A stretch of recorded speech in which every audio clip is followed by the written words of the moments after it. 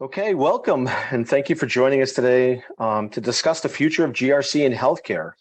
I'm joined by Renee Murphy, who is a principal analyst at Forrester Research, serving security and risk professionals. Renee covers governance, risk, and compliance with a special focus on audit. Sounds like fun, Renee. Controls management, information security, and risk management. So with that, let's get into it. We've got a lot to cover today, so I'm excited to hear your perspective on what you're seeing at your customer sites and obviously within the industry as we look towards the future of GRC in healthcare.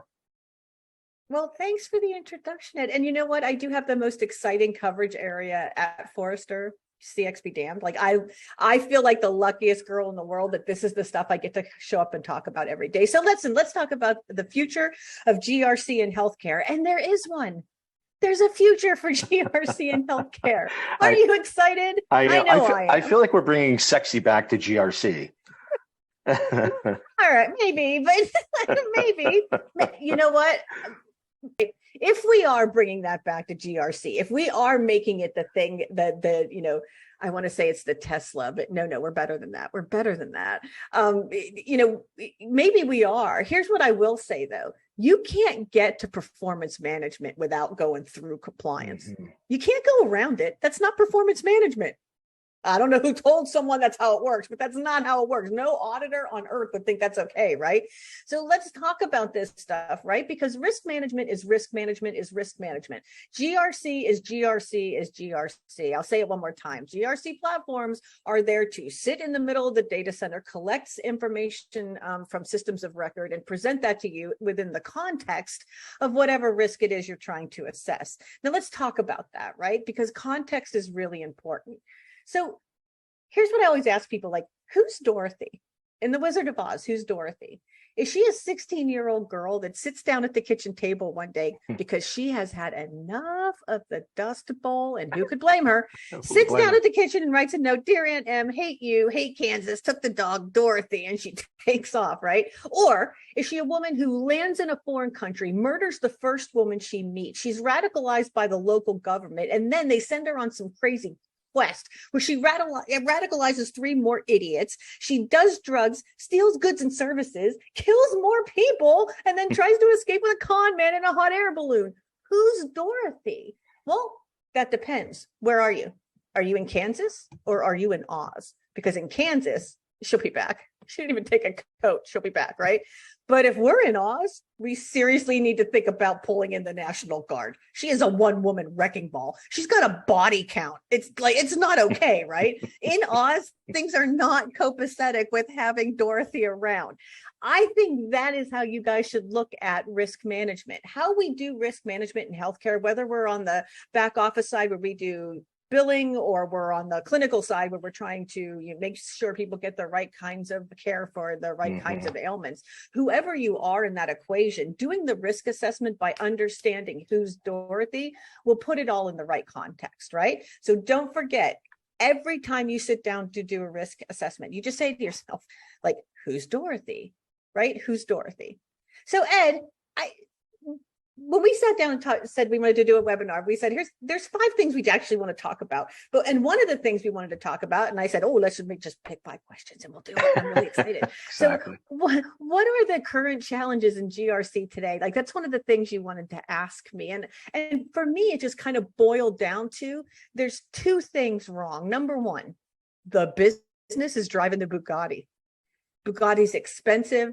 It gets terrible gas mileage. I mean, it looks really great, but I'm pretty sure it probably eats brakes, and gas is expensive, but we put the business in the Bugatti and said, drive it as fast as you can. We didn't say drive as safe as you can. We didn't say drive as polite as you can. We said drive as fast as you can. And then we put the compliance team, including the external and internal auditors, we put them all into 74 Pinto. And we sent them behind the business. And we said, all right, you make sure they don't do anything crazy. But the truth be told, honestly, we will roll up on that wreckage like 3 days later. Like 3 days later, who knows what happened? I mean, we can kind of look at the skid marks and say, I guess he put his brakes on here when he slammed into that there. I mean, that's what we would be left with as auditors, right? So what are the current challenges in GRC today? It's still too manual. I feel like we do GRC the way Tom Brady plays football. I don't mean to bag on Tom Brady. He's getting old. I get it, right? But the dude plays like he doesn't want to get hurt. And like, I feel like that's kind of how we do GRC. We do it because we don't want to know the answer. I don't want to know the risk. If I did, I would do better. You know, I can't speak to what the impacts would be because I've never actually put that together with financial information. You know, I can't tell you, you know, what the predictive analytics of that would look like because we've never tracked the analytics to begin with. You start to wonder to yourself, right? Like what are the current challenges? Like, do we really want to know? And if we do, why aren't we in the back seat of the Bugatti? Mm. Yeah, no, that's a great point. I think the mindset's got to change, right? So for many years, we've been the guardrails, we've been the enforcer. And we've got to move to be much more of an enabler, get in the front seat of the Bugatti, enable the business, right? By taking more risk. It's not about eliminating risk. It's about understanding what the risks are so we can actually take on more risk to move the business forward. Exactly. And as long as I have a risk manager sitting me, you know, next to me in the front seat going, watch the baby, watch the baby, watch the baby, right? Like I probably won't hit the baby, right, which means we'll do really well in all of that, right? So yeah, so I mean, that's it for me, right? Like how do we have the conversation that puts us in that front seat? Well, we start speaking the language of the business, quite frankly, right? Like I'm not going to sit around and talk about IT risk when we're trying to resolve patient risk. I mean, yes, it is true that IT impacts patient care, but let me go talk about patient care instead of talking about how many threats and vulnerabilities I had last week versus the week before. Exactly. So the timing of GRC and when they're involved in the conversation is very important. Let's not wait till the end. Let's bring them in the beginning of the conversation. Exactly. Right. Yeah. Because I can actually help you mitigate all that downside. Right. And if I can, the more downside we can mitigate, the more risk we can take on the front. Right. Perfect. And so Exactly. like, I feel like that's exactly how we should start thinking about this. I'm going to try to mitigate what I have to create the bandwidth to take on more. Right. That's what I think everybody should think about. Right. Like we want to mitigate and monitor as much of that as we can, because that's allowing us to put our foot down on the gas and drive the Bugatti faster. Yeah. I mean, Yeah, that's right. It's a beautiful machine. I want the Autobahn, right? I don't want to sit on Main Street driving through traffic. I want the Autobahn. I want to be able to open up. Even worse, the 405 in Santa Monica, like any of that stuff, right? Like you're right. I want the Autobahn. I want to take that thing for a real ride. Exactly. I don't want to go on the 10. So yes. And I feel like right now we're all piled on the 10 in Bugattis, right? Yeah. So yeah, go ahead. No, I was just going to say, so it sounds like in some ways we're holding back the business by holding back our GRC programs and our strategies. Right. We haven't made that pivot. I say it a lot. I want compliance to go through its digital transformation, right? Everybody else got to do it. The business is in the Bugatti driving as fast as it can through all its digital channels. Yet I'm still sitting here pulling 75 records. Like come on. And part of me feels like, you know, it seems more honest if it takes longer. Wrong, right? It seems more accurate the slower we go. No, really all you're doing is like keeping the business from actually using the data. Like that's exactly what we're doing. We're challenging the business to never use that data again. And then you just become a compliance organization, right? You're not a risk-based organization. You're a compliance-based organization. And, you know, what does that get you in the long run, right? Not a lot of friends. That's for sure. No, it does not. Or trust, right? Nobody's going to trust you anymore either. Like, what do you know, compliance girl? Like, go pound sand. So we also like, what are the changes? What are the trends driving change in GRC? And for me, I don't know if it's true for you too, Ed, but for me, it's like the kinds of things we're having to track. Right. This is a wildfire map. So this is predicting the wildfire season for 2023. The data comes from different, parts of the world. But the thing that blew my mind was New Mexico, because I love New Mexico. I'm not going to lie. I'm a total like white sands nerd. Like I just completely love the state. But there's one thing you notice about it, no matter where you go, Albuquerque, Taos, all the way like Roswell, Carlsbad, Caverns, like all the way down that way. One thing is like healthcare. Like the state of New Mexico is a healthcare state, right? Like Hospitals are everywhere. Clinics are everywhere, even more so than the Midwest. Like that was weird for me too. Like Ohio, Minnesota, places like that. So much healthcare around. And I thought to myself, there are no healthcare deserts anymore, but look at the wildfire danger. Yeah, that's right. That's a little scary for sure. Right. And so I think to myself, like, those are the risks, right? And how do I, as an IT person, go have a conversation with the folks over on the clinical side that says, we're actually have a problem coming into the next few years, thanks to climate change and, a hotter planet, we're going to have more wildfires. What are we doing about that? How can I help you figure out what we need to do to evacuate patients, turn down electricity, like, make sure that the generators are in a place where neither fire nor flood can get to them. I mean, these are the things that really matter, in the years to come ahead, right? How do we have that in a way where we can say we're doing it all not to create resiliency and uptime? He does that, right? We're doing it to save patients' lives, right? And so for me, like, that's the thing that's driving so much change in GRC, the breadth and depth of the stuff that we have to worry about, and that it's coming from everywhere. And I haven't even talked about geopolitical risk, right? No, we that's haven't a great talked point. Yeah, no, I think also if this map were a ransomware map, this would be all brown across the US, right? So all dark brown. So exactly. Yeah, and those are the things, right? So if you're a typical IT GRC person today, like, that's the breadth and depth of stuff you need to worry about. One is ransomware, because they're not the most hardened networks on the planet, which brings me, I mean, honestly, Ed, I mean, if you ask me, like, how secure should a hospital be? Like, as secure as a bank. For real. Like, exactly. I think their data should be as secure as a bank, but I don't know a single hospital system who's willing to fork up $750 million to actually pull it off. Yeah. Right. Because JP Morgan Chase spent that kind of money to be that secure. Right. And so that, to me, I think is really important too. Pew did a study that said, I was just gonna echo that point, which I think is a great one. And even in the bank scenario, if the data gets breached or lost, the bank makes you whole. In healthcare, if your data is lost or breached, genie's out of the bottle. It's hard to get that data back in, right? Without the ramifications or impact of that data breach. Back in 2015, I called it the year of the healthcare hack. And the concern, generally speaking, among the security community and the geopolitical community was that China had a problem on their hands. They had a lot of people with cancer, and they did not have a lot of options to treat them. And they really didn't know what compounds to use for what cancers. And they weren't going to spend years trying to figure it out, because the GDP for their healthcare, being a communist country, was outpacing the actual GDP of the country. Wow. They, as a country, weren't making enough money to even pay for their healthcare because they had so many sick people.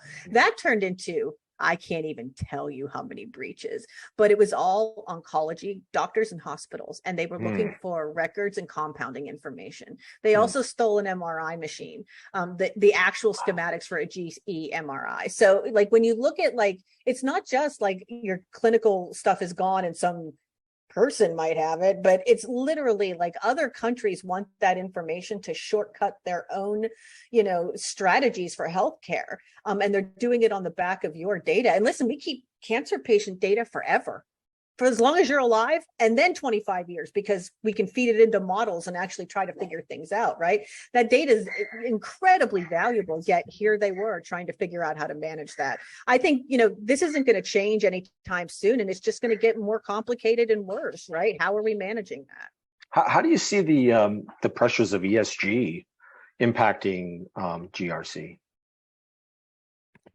Yeah, right now, ESG is kind of floating out there by itself, but I keep telling everybody it's going to be like the digital transformation was. Once the digital transformation happens, we start talking about digital risk, right?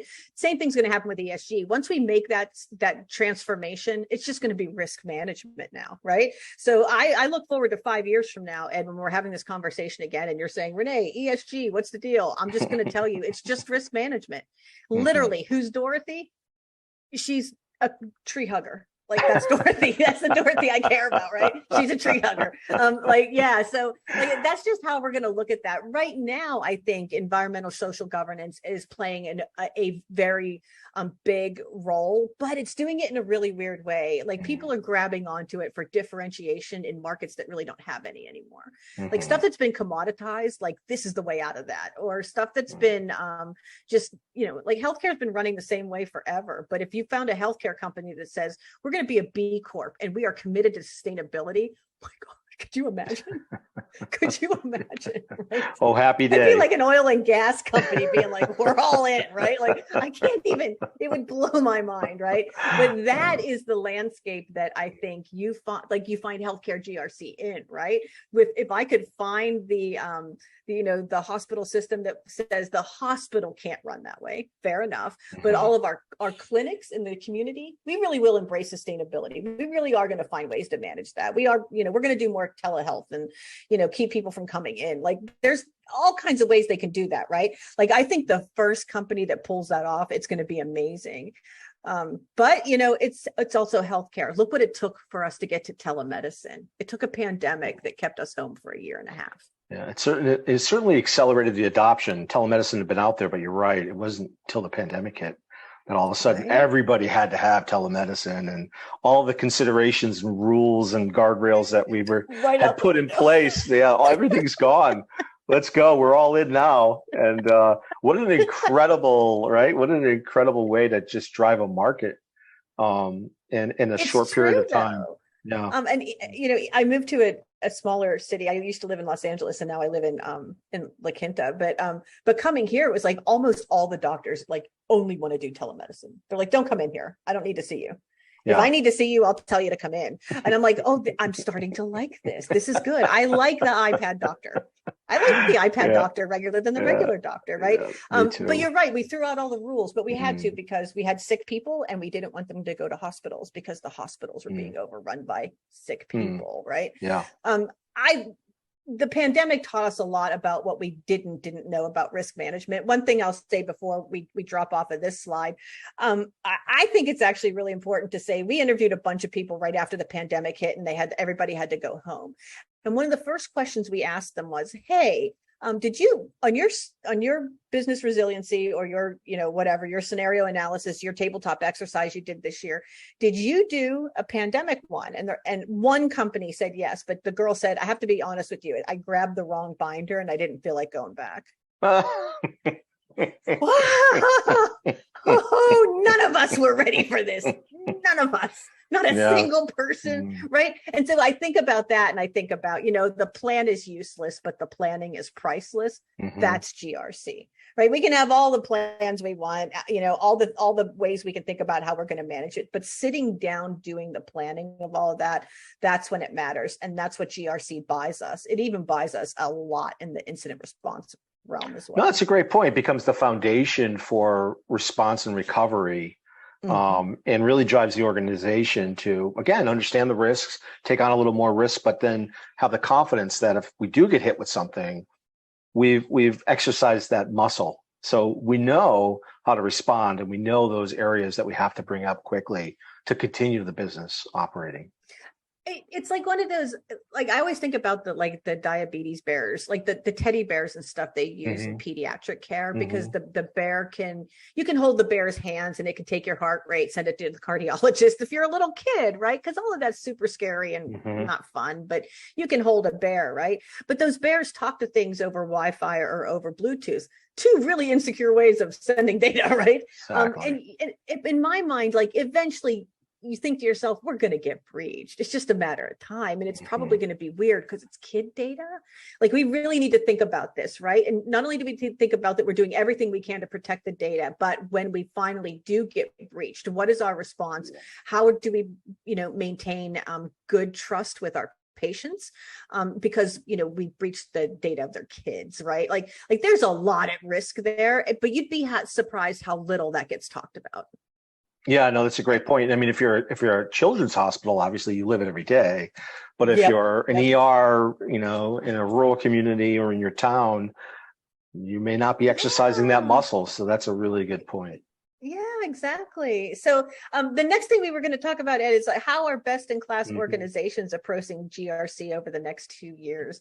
Like I say this all the time. It's like it's automation, automation, automation. When I think of my clients who are so far ahead, some of them are insurance companies and banks, right? But they get to that, God bless them, they get to that point for two reasons. One, audit fatigue. Everybody wants to kill the auditors. The auditors want to kill everybody else.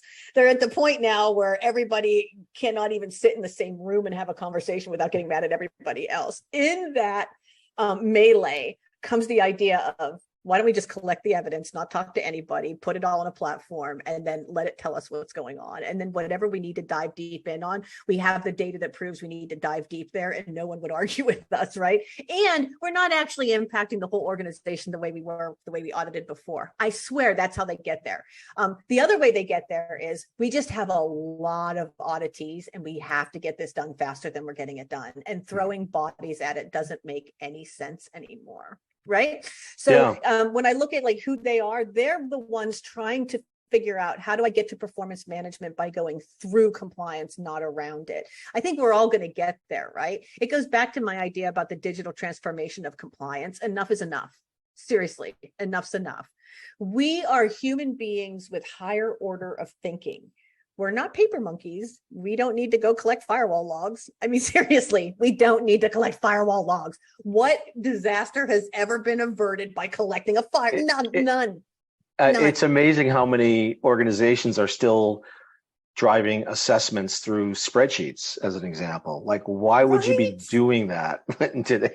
Like the 70s called, they want their spreadsheet back. Like, right. Or at least like, the 90s. Like, I thought that. So, right. But then part of me also feels like, kill the spreadsheet. But then part of me feels like anybody that I meet who's I breathe rarefied air at Forrester. I get to talk to people who are really far along in these journeys, and we are camaraderie and all that, but please don't misunderstand that. I know that's not where most of the world is. Totally get that. But I also think that understanding now that, being higher order thinkers and knowing that strategy and advisory is really what audit should be doing. We shouldn't be testing stuff that a machine can do for us. Amen. Right. And the other thing I think is interesting is like, how come we're not using our controls in a predictive way? Like, we have tons of data on them. And then I thought, okay, wait, time out, Renee. You're crazy, because when you first started at a company as their audit manager, the first thing you had to do was take every single binder off the shelf, open it, and start putting all the data into a spreadsheet, because I couldn't do anything with it in a binder. Like, for real, like that's how you had to work, right? So it doesn't surprise me that billion-dollar companies work that way. What surprises me is, don't they want to know more? Like, that's always what surprises me. That's so true. You've got to get that data out of that unstructured format, get it into structured format, so that you can actually start to really drive actionable insight. I mean, the data aside, it's being able to look at what's being presented and then take some type of action towards whether you're mitigating risk, or you're taking on more risk, or you might be putting in controls internally, or maybe you're having your third-party supplier actually put in controls to help remediate risk. So it's really important. Or maybe you're transferring it to a cyber insurance policy, right? So there you go. And I have terms and conditions, which means I now have more controls. Exactly. Yeah.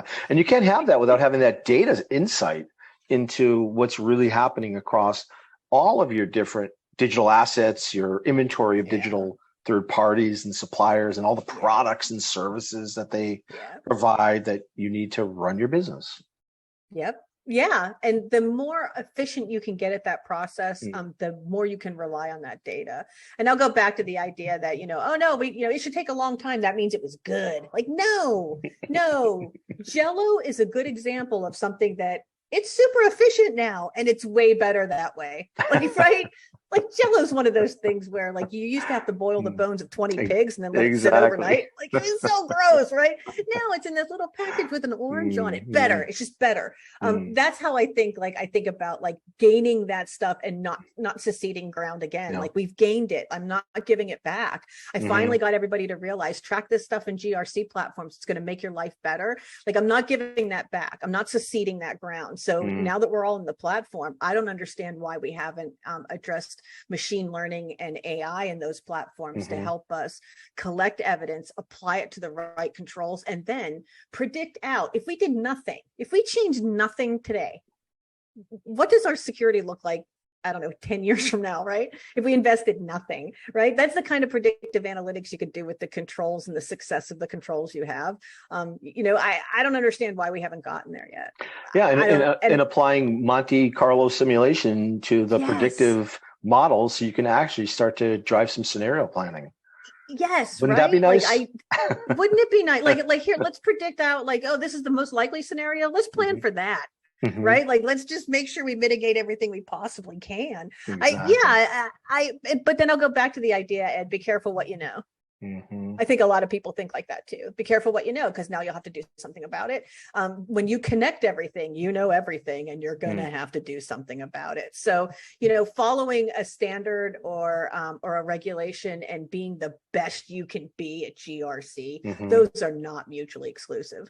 Right? Yeah, no, they're not. Well, let's talk about the connection point you just made, because there's a whole opportunity now to integrate GRC into the business. And so where are some of the touch points you see in 2 years from an integration perspective? Like I had like API integration back into the data center for a bunch of stuff. So some of it might be related to HR risks. If we can connect into the HR platform and pull a bunch of data on diversity, or we can pull a bunch of data on workman comp claims because of safety issues, or there's a lot of data we could pull in from a risk perspective to give us more context. IT, I maybe it's because I used to be a network engineer and a VP of data center operations, but IT makes the most sense to me. I keep telling all these security people, you guys keep buying these tools, creating these logs, and then writing over them every 90 days. And I don't understand. Every single one of those stupid tools we have is because some auditor somewhere gave you a finding, and yet you do not use it to prove the evidence of the. I honestly don't get it. And I keep telling everybody, your data center is a gold mine when it comes to data. You guys talk about, risk intelligence feeds. Start looking at your own data. Like that's the risk intelligent feed that matters, right? Exactly. And I would also say, right? Go ahead. Yeah. Yeah, and the API capabilities, here's really important too, right? Being able to connect all that data in real time, taking it as it changes, feeding that into, the models that we're using to look at risk. All of that is really, really important, right? But don't lose fact that the data center is not a system of record in and of itself, right? It sits in the middle of the data center and it talks to everything else to bring it all some risk context. If you're not plugging that stuff in, what are you doing with that platform? Right? Like that really is what it's there to do. If you're not there yet, it's not the limitation of the platform. It is not the limitation. Yeah, no, it's a good point. And the data is important as well as the workflows too. So if you look at an IT operations, and we see this all the time in healthcare, 95% are using ServiceNow for ticketing. And they're starting to leverage that as a central area to create a CMDB. And so why not take a ServiceNow where you've already made investments into ServiceNow and leverage that to connect other things like third-party risk management or GRC applications? Wouldn't that be a nice thing? Well, I mean, look at it this way, right? If the test is, if I can create a business rule in a GRC platform that says, go hit ServiceNow, bring me back every change management that wasn't approved by senior management, didn't have somebody on the business approve it, and didn't have a back out plan as part of the change management, bring me back. If those conditions are true, bring me that back. If it comes back 0, we have no findings in the universe of evidence. Did you see how quick I just did that? It's an exception query, right? Like that's how ridiculous it is to me. Like at the end of the day, like if I could just get that thing to keep coming back 0, then that control isn't a problem for me. If that thing comes back 2, I'm going to go find the 2 people who screwed that up, explain to them again why it needs to happen differently, and hope that got resolved, right? But at least I know where to go to resolve the problem. That's the kind of stuff where I think people don't think enough about what that GRC tool can do. Absolutely. Step 1 issues. All step 1 issues have to be closed in less than 1 hour. Okay. Or less than 4 hours. Okay. Bring me back every sub 1 issue that was not closed in less than 4 hours. How many business associates do I have that don't have a business associate agreement in healthcare? There you go, right? Wouldn't that be nice? Bring me back, right? So like that kind of stuff when I think about how do we leverage that? Like you don't even have to be an API genius. Just do a business rule that says, bring me this stuff back and I'm going to work from the universe of evidence of everything we have, right? And I can build on that. And it creates a credibility with your regulator that you probably never enjoyed before because you treated it like it was an adversarial position and it's really not. It's really not. Where do you see the top use cases for AI over the next couple of years in ML? Because I know everyone's sort of dipping their toe in the water, but no one's really leveraging it like we should be doing. Yeah, I've heard so many ridiculous use cases. And like, that's what I'll say. Like when the GRC market talks about like, we're going to use like machine learning and AI, I'm like, really? Tell me more. We're going to match up controls. Like that's our plan for machine learning. We're going to match up controls because I'm pretty sure we could have just done that, right?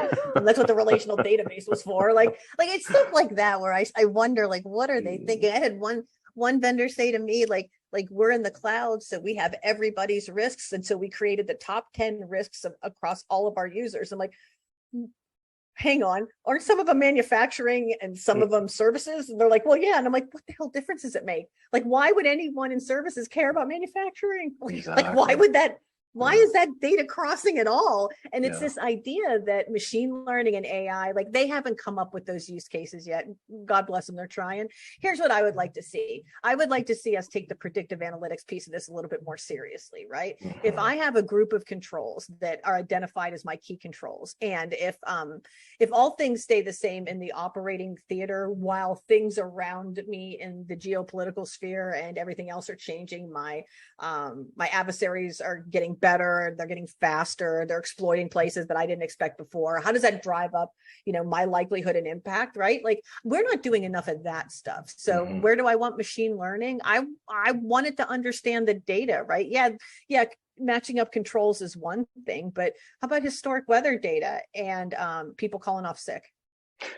Exactly. There's a ton of places we can, kind of figure out what to do with data, right? Like that to me is like the part that's, and so I'll ask you, Ed, right? Like, is it the GRC's platform to figure out that use case, or is it the GRC's platform to enable the exchange of that data? I think it's there to enable the exchange of that data. I would agree with you. Yeah, absolutely. I think, I don't think anyone predicted the Great Resignation, and certainly it affected healthcare significantly when nurses walked off the job, right? So that was a huge wake up call for a lot of health systems to deal with, because obviously they need that that capability. They need nurses. Obviously, healthcare doesn't operate without nurses, and yet a lot of them decided, hey, we were done. We're going to walk off. We're not going to do this any longer. And then they're forced to work with contracting nurses. And that just spiked their overall cost models so significantly that some of them were forced to close up. That's crazy. So the pandemic put hospitals out of business. And that to me doesn't make any sense, but you're absolutely right. Right. And the other thing I'll say is like, why weren't hospitals looking at the EX risk? Like there is employee experience to be had if you're a nurse, right? You're an employee. Those doctors, they were employees, and they were all getting abused by patients, abused by the media, right? Like it was hard to be a doctor or a nurse during the pandemic. Right. So what were hospitals doing to address that? Like, I don't know, but that's the job of risk management. What are we going to do when these people have been facing this for like 10 weeks? Like, when do we step in? How do we do this? How do we maintain their, I mean, we're quarantining them. We're forcing them to work 16 hours. Like there's a lot going on there, right? I would argue that somebody should have sat down and said, let's think about the ultimate outcomes of this and what we can do to mitigate that. So if we don't want a great resignation, what can we do to keep that from happening? Because they're totally within their right to do it. Absolutely. But we are totally within the capabilities of trying to mitigate that. That's but right. only if we're looking at that risk, right? And in the middle of the pandemic, we talked about this, Ed. Like I was up all night hoping to God someone didn't throw malware at that network and turn off all of those ventilators. Disaster. Like I was like, I was literally terrified of that. Like I woke up every morning checking the news to see if it happened yet. That's how terrified I was of that. You know, knowing that they had networked all that stuff together in such a short amount of time. It was like, oh, someone in the elevator not supposed to be there. Next thing you know, right? Like, and so I was really terrified about that kind of stuff. Like if that's what you need to worry about during a pandemic, I can see how the nurses kind of fell through the cracks, but lesson learned. Yeah, right? no, someone had run the model and they could have said, hey, this is a high risk. Let's pay nurses 30% more. It's better to pay them 30% more than to pay a contractor 100% more. There you go. Right. And give them time and let them build their time off faster. Exactly. Right. Like say, you know, if you're coming to work, we're going to let you build your vacation time 3 times as fast as you were before. That way, when this is all over, you can take a very long break. Excellent. Right. But we're going to figure out how to do that so we don't all go broke. Right. But we're going to do that for you. There was all kinds of things they could have done, but none of it got done because of what they were facing, which I go back to, just like we said, Ed, it's the plan is useless. But the planning everything. Priceless. It's everything. All right. So one of the last things we want to talk about, critical capabilities in the next generation of GRC platforms, automation. If that brings me machine learning and AI and reasonable use cases, I'm here for it. But you know what? Automation. I want the digital transformation of compliance. I want us to get to performance management. That's where we should be with the business. We shouldn't be the police. We shouldn't be the auditor. We shouldn't be any of that. We should be an enabler. But if we're ever going to do that, we got to get out of the business of being the police. So auditors, get off the Amtrak and get on this. Because honestly, like this is where we should be. They can be in the Bugatti. We'll still get there before them. We will still get there before them, right? That is our job. Our job is to head them off at the pass. Like that's our job. And honestly, Ed, I'll take public transportation to do it. I'll still get there before them, right? They're stopping for gas in that Bugatti like every 10 minutes. So, like, I don't know why. Like, if you drive it as fast as it can go, you're stopping for gas in 10 minutes. I'll get there before you. And I'll get there safe enough to make sure you get there safely. Yeah, so I think you bring up a good point. It's less about, well, the technical attributes are important, but speed, affordability, right? Efficiency, those are all considerations for these next generation platforms. Yes, right. We have to figure out how to make us more efficient at what we're doing, right? And if the platform can provide me with the answer to who's Dorothy, even better, right? Because I got a lot of Dorothys to worry about. Ahead of me actually having to deal with Dorothy, of course. Right. Like I'm trying to head Dorothy off at the pass, right? I'm gonna take the American Express card before she gets her hair done, not after. Yeah. Clearly she wasn't gonna pay for that. I certainly don't want to see flying monkeys in the background, right? That's for sure. So what are the critical capabilities? Like really strong API, good machine learning and AI capabilities, right? Bots. I would love to see more bots in GRC, right? Really? I want to see more communication inside of a single pane of glass. If I have to talk to you, I think I should be able to chat with you. I don't think I should have to formally send you a letter, wait to get on your calendar. You're not going to answer me. We both know it, right? I think all of that is really important. And learning to make that pane of glass something that everybody wants to look at every single day. It is a tall order for GRC platforms to pull that off, to be that engaging, to have that kind of information at your fingertips. But here's what I think, Ed, I put it out there in the universe because I want it to happen. I think we're going to start seeing dashboards look like infographics. because that speaks to people.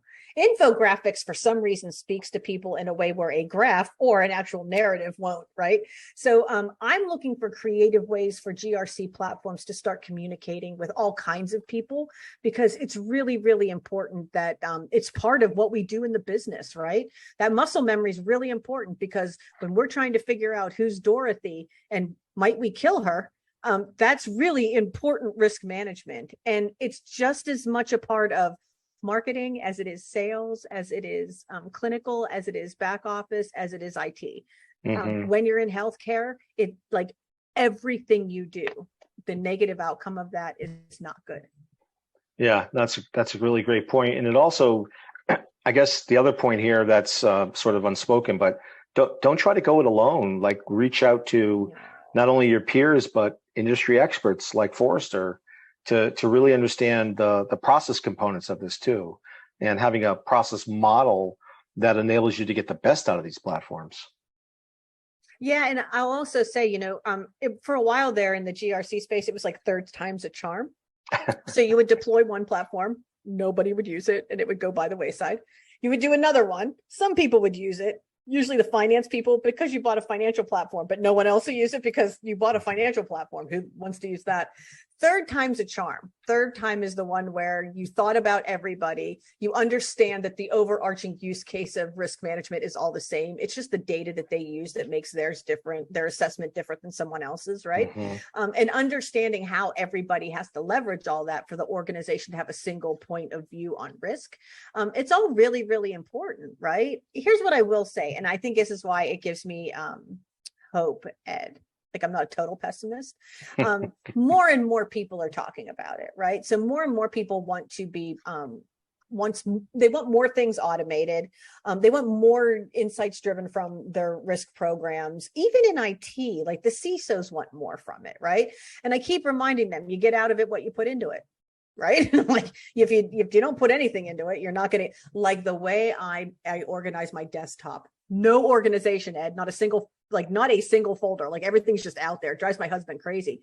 Works for me, but it drives a lot of people crazy, right? However it works for you, get it done.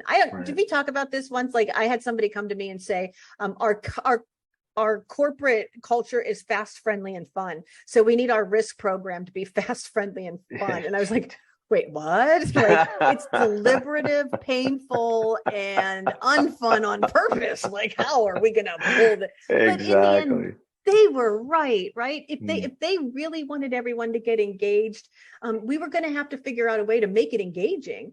And it's, it was a stupid bowling trophy, but it worked. And but they knew their culture. I would say that's the most important thing. Don't buck your culture. Embrace it. If you're in the Air Force, it's an order.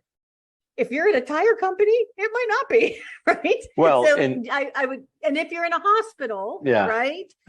There is a culture there. There's a healthcare culture that you need to embrace, right? Yeah, and how do you take the culture and actually make it part of the inputs, right? Enable the culture to drive the inputs into your overall program, right? So that's also kind of an interesting approach that we've seen in a couple places, but most people don't know how to engage their culture.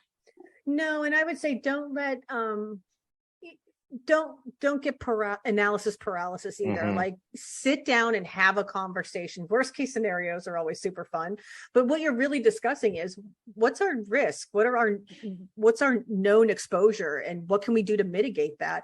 But if I sat down in a room and said all those things to you, and you've never done risk management before, I'm pretty sure you'd run out screaming. But if I sat down to you and said, all right, check it out. It's a hurricane. It's a category 3. It's going to flood the first 2 floors of this building. How bad is that? And what do we do? Like, and then let them all sit around and think, like, the first 2 floors is all this stuff. So if we moved, like, they'll start telling you, if we move generators, or we move the data center, or they start thinking about that stuff differently, right? And then you start reminding them, well, climate data says that this part of the world will be underwater more frequently, Miami. And so those hospitals should probably care about that stuff, right? So that's the kind of thing where I think once you get that done, once you get the get used to having the worst case scenario conversations, then you can turn it into risk management. I did that for almost 6 months with a bunch of lawyers who would sit on a call once a week and have a conversation. And then I would listen to what they're saying. They don't want to use Google Translate because they think that means everybody will have access to the contracts. Like, okay, I don't know, but that's a risk, right? And so I would turn it into a whole risk scenario, right? And at the end of the quarter, I would just turn that back to them. This is all the risk you guys were talking about. Here's what you said you wanted to do about it. Here's who you said was going to be responsible for that. And if you want to sign off on that, that's great. If not, like whatever. But this is what's going in the risk registry, right? I did that with them for a really long time to get them used to understanding what the conversation was and how that translated into the assessment. Eventually it became their job to do the assessment. But in the beginning, I just want muscle memory. Yeah. Have the conversation. That's right. And find a level of frequency that you can continue to have the conversation because stuff changes, right? Like 5 years ago, everybody was afraid of putting their data in the cloud. That's no longer the issue. It's just, we have to do that. Now we got to figure out how to protect it and how to put in the proper controls and procedures and policies so that if we do have an incident, how to transfer and that how to risk to the cloud, and how to transfer right? it.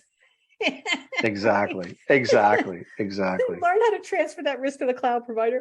But no, you're right. And we do it. So I would say, like, in the beginning, I'd be doing that every other week. Yeah. Worst case scenario number 286, you guys. Like, this is the one we're talking about today. Like, no, but you're right. But you have develop that muscle memory too of how to deal with it, and how to calibrate those risks so you can get better and better at it.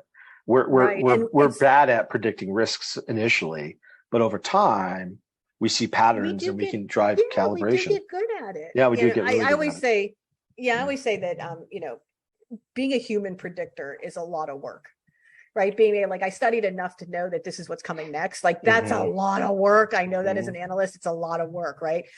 If I had a ton of data to rely on, that job would be way easier. Right. So every year when Forrester data comes in, it's like, oh, now I know what they're thinking. I'm on it. Right. Like I always tell people, and and that's the other thing I would say, Ed, like a plug for Forrester. Right. Like I always look at Forrester data as risk intelligence data. Right. So people they feel very specific about their healthcare data.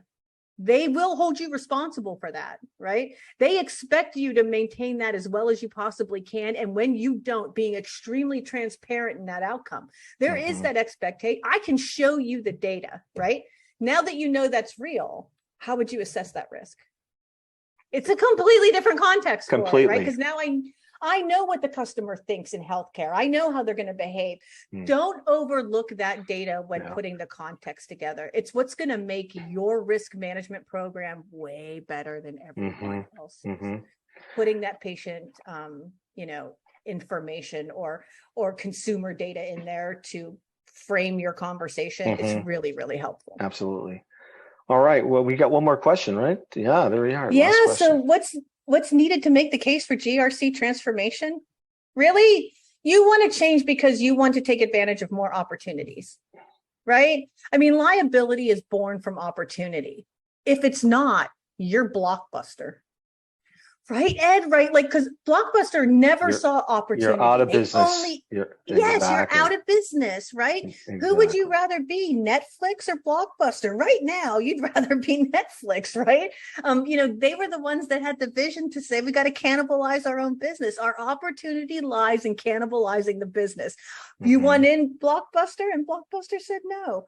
That's craziness to me. Right? And it used to be that it took a smaller organization that had vision to disrupt the markets. Now you can't say that anymore because you have people like Amazon and people like Netflix that have all of this ingenuity, and Apple that drive through innovation on a regular basis, but they also have this unbelievable machine behind them to support those tests, market tests and other innovations, right?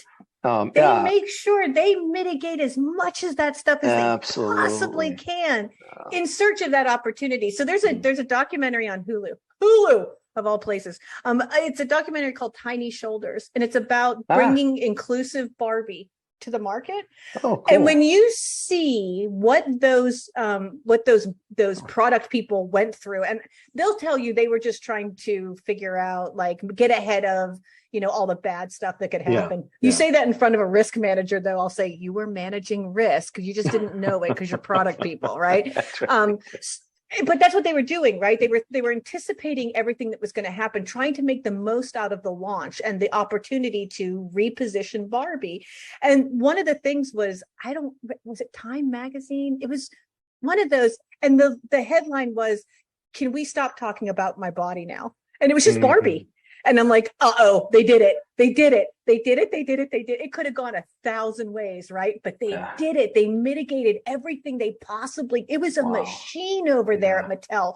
They're not like that, right? This was visionary. Think like that. Like, I wish everybody thought like that. Risk, like, we don't do risk management to take less risk. We do it to take more risk. If Blockbuster would just have cannibalized its own business, it would still be here. It would still be here. Radio Shack. If they never thought in a million years you'd buy an RJ45 cable over the mail. Like, they really didn't think that was going to happen. And when Amazon said, "I'll give it to you same day," they were dead. Because I, as a data center manager, could order 75 of them from Amazon and get them same day. Can't do the same thing at my local, Radio Shack, right? That's right. It's unbelievable how some brands just didn't see it coming. And so this is what I'll say to hospitals, right? As you make healthcare, as we make healthcare more something consumers actually think about before they buy, right? Like, I'm thinking about concierge doctors right now. Like, how do I do this? Like, where should I spend my money? Like, who do I... Like, it's for real. Like, I'm really shopping around for this stuff. If that's how we're going to address healthcare in the future, and probably our capitalism saves the world, well, then it's all about opportunity. It's all about what you bring to the market. It's all about how you treat patients. It's all about that, right? So understanding employee experience, customer experience, patient experience, understanding how all that plays into your financial impacts, your brand impacts, all of that stuff. It really does make a big difference. My mother had a lot of different, she had open heart surgery, she had brain surgery, had a bunch of stuff done, but each hospital was different. And I got to tell you something, there are some hospitals I would never go back to, and there are others I'd be okay to die in it. Like, it's that nice. I believe, right? I know. So, I had the same situation with my mom, same thing. Unbelievable. But that's how I'm going to buy healthcare in the future. If that hospital looks like a resort, that's where I'm going. Because $10,000 is $10,000. So that, to me, is where I think healthcare in the future needs to think about risk. It's start thinking about it holistically. Start thinking about the geopolitical stuff, start thinking about the macroeconomic stuff, and start thinking about the consumer stuff, because all of that is going to play into whether or not your Barbie will be on the cover of Time magazine. Yeah, right? And drive the conversation at the business level. I mean, that is so critical. Like, it can't be a security oriented or an IT oriented conversation. It has to be business level. Yeah, I've been trying to break them of that for a long time. And don't let your risk management program turn into fear, uncertainty, and doubt. Right. Like, exactly. that is the least of what we're doing. Like, if that is what your risk program is, I feel you're a sad person. I feel sorry for you. Like don't let it is about opportunity. It is about management, and it is about predicting the outcome. Like, who doesn't want to do that? If I could tell you, put in the time, put in the effort, and you're going to win that football game, you guys would be all in. You know it. I'm telling you the same thing. Put in the time, put in the effort, read the stats, you'll win the game. It's you bring up a great point, and I wonder if there's an opportunity to almost create a risk profile test for incoming employees into the GRC function, so that we do balance that profile with people that actually are inclined to take more risk, right? Funny you should say that. There's one every time I stand in a room, Ed. I stand in a room and I ask one question. I'm going to give you $5,000. No strings attached. You can take it. But you can give that $5,000 back to me, and we'll flip a coin. You can call it in the air. And if you call it right, I'm going to give you $10,000. I love that. Would you give me that money back? And I swear to you, Ed, everybody, like a group of people's hands will go up, like right away. They're like, me, right? And I'm like, you're a sales guy. And they're like, oh my God, how'd you know? And it's like, because it's a risk neutral question. Like, you have nothing to lose. Of course you're going to take that risk. Exactly. Like, that's who you are, right? That's so great. Yeah. That is what, and usually I try to pack that room equally because the messy middle is what I'm trying to get to. I can't have a bunch of people who are all like, yep, I'm in, I'm taking that, right? Yeah. Because if there's too many of them, we become, Uber. No, and I But if think there's that's not a great, enough. exactly. And that's a Yeah. great point. Like, I mean, you see all of the different types of individuals and the personalities when you engage with customers. We see it. And I would say 90% of the people that are in these risk roles actually are risk adverse. They don't want to take. I'd have kept the $5,000, walked away, gone and bought a new purse, put the rest in the bank, right? Like that'd have been my thing, right? But as someone who sees it as all opportunity, and that's not a bad thing. Like go ask them. I had nothing to lose. It wasn't my money. And I could get twice as much. Like that's a no-brainer to a salesperson, right? So yeah, I really do think I ask them the same question all the time. And it's stunning to me how fast, like people who are risk takers, how fast our hands go up in the air. There's a shortcut to that connection. That's a risk neutral question. I have nothing to lose. That's fantastic. We've got a couple minutes left and we're getting some great questions over the chat. So can I just fire a couple your way? Yeah, let's do it. All right. I know we talked about budget already, but someone's asking, how do we get more budget for tools? You mentioned automation. Any secrets there? Yeah, start talking to the business, right? Start speaking in terms that the business speaks, right? So if what you're trying to get money for is, I do this to chief information security officers all the time. I'm like, quit talking about threat and vulnerability and start talking about customer experience and employee experience and brand and your ecosystem, right? Because if I'm talking about all that, then the business understands it. If I'm talking about my threat and vulnerability is up by 4%, it looks like it's coming from Eastern Europe. Oh, come on, Einstein, no one cares about that, right? Like, what does that mean to marketing? Nothing, right? So we really have to get out of that habit. If we want to be in the room where the decisions are being made, then we need to be there with information that will help make the decision. That has nothing to do with patching servers. It has everything to do with patching servers. Don't get me wrong, but having that conversation has nothing to do with that. Yeah, and reach out to peers and figure out what they're doing and figure out a way to create benchmarks, if you will, informal or otherwise, that enable you to build that case and share that with other leaders in the organization. Right. And I mean, the more we can have that, I mean, imagine if security walked in and said to the business, here's your new dashboard. It's CX, it's EX, and all of this stuff that goes into that are just existing controls. It's not like we did anything special. We just said, here's all the controls that impact CX. And we gave ourselves a maturity assessment out of it, right? So when we go to the business and they say, on the plan for next year, we are going to do this crazy app on the Android. That's where you get to say, that's incredible. But our maturity level is a 1.6. It's going to be a disaster. Exactly. Like we need a lot of work here, right? But I don't know that if I can't look at a dashboard that doesn't tell me how good I am at that, right? Yeah. That's the kind of stuff where you could hang up this conversation when we're done and go do it. Like you can do it today in your risk registry. Right. Go do it. Does it impact brand? Yes. Does it impact your customer experience? Yes. And then start running reports on CX instead of running them on, I don't know, patch management.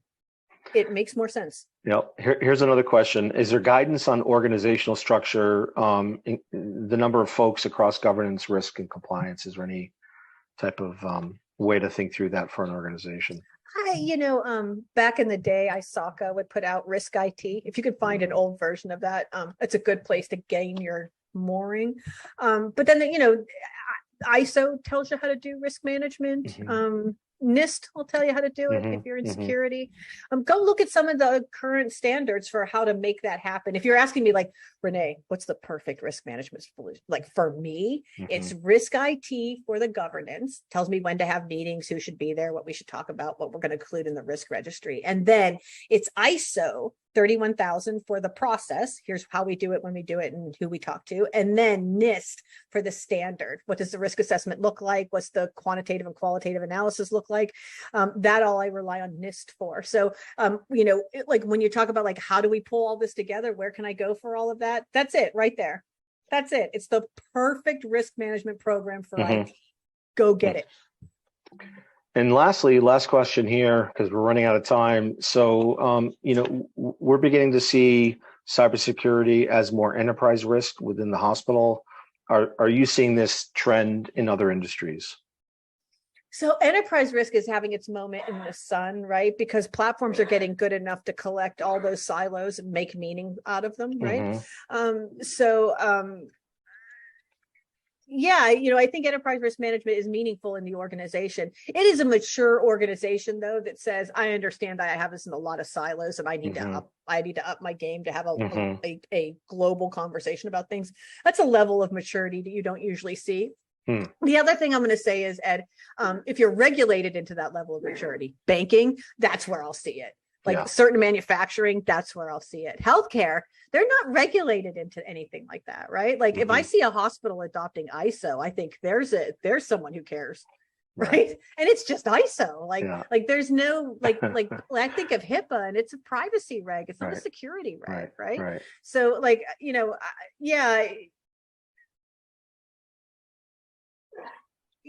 there's ways to do it. It's already out there. Don't reinvent the wheel. And get used to having the conversation. Great. Excellent.